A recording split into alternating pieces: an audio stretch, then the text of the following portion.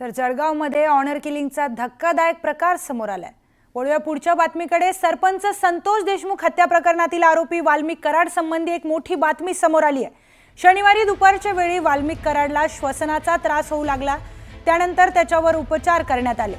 दरम्यान रात्री कराडचा CT scan करण्यात आला।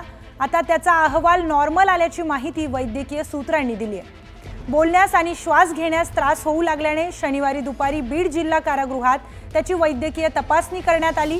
त्यावेळी तपासणी करणाऱ्या डॉक्टरांनी सीटी स्कॅन करण्याचा सल्ला दिला होता। दरम्यान वाल्मिक कराडची प्रकृती सध्या स्थिर असल्याची माहिती सूत्रांनी दिली आहे। पहलगामच्या हल्ल्यानंतर मुख्यमंत्री फडणवीसांनी तीव्र शब्दात पाकिस्तानचा निषेध केलाय। पाकिस्तान भारतावर अवलंबून असताना दहशतवादाला समर्थन देत मानवतेचा खून केला जातोय असं म्हणत फडणवीसांनी संताप व्यक्त केलाय। तर न्यूक्लिअर बॉम्बची धमकी देणाऱ्या पाकिस्तानला देखील फडणवीसांनी चांगलेच सुनावलंय। दरम्यान सिंधू नदीचं पाणी अडवल्यास तहानेनं मारण्याची वेळ येईल असा इशारा देखील फडणवीसांनी दिलाय। खरं म्हणजे पाकिस्तानच्या सरकारला समजलं पाहिजे की त्यांची निर्भरता भारतावर आहे आणि ज्या प्रकारे आतंकवादाला ते समर्थन देतात, मानवतेचा एक प्रकारे जे ते खून करतात, मला असं वाटतं आज जगातला कुठलाही देश पाकिस्तानसोबत उघडपणे उभा राहू शकत नाही। ही पाकिस्तानची परिस्थिती। पाकिस्तानच्या मंत्र्यांनी पंतप्रधानांना शिवीगाळ केली, ते उघडपणे धमकी देतात की आमच्याकडे न्यूक्लिअर बॉम्ब आहे।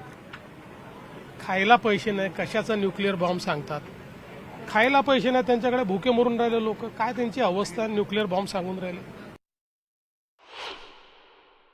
सिंधू करार मोडल्यानंतर खरं म्हणजे 3-4 योजना या ऑलरेडी त्या ठिकाणी सुरू आहेत आणि पाणी काही एका दिवसात अडतं असं कोणाचा त्या ठिकाणी बाळबोध समज नाही आहे। या पाण्यावर पाकिस्तान निर्भर आहे आणि हे पाणी अडवणं भारताने जर सुरू केलं तर अक्षरशः पाकिस्तानवर त्या ठिकाणी तहानेने मरण्याची वेळ येईल आणि म्हणून हा अतिशय योग्य निर्णय, अशा प्रकारची जागा दाखवावी लागते, ती जागा दाखवण्याचा निर्णय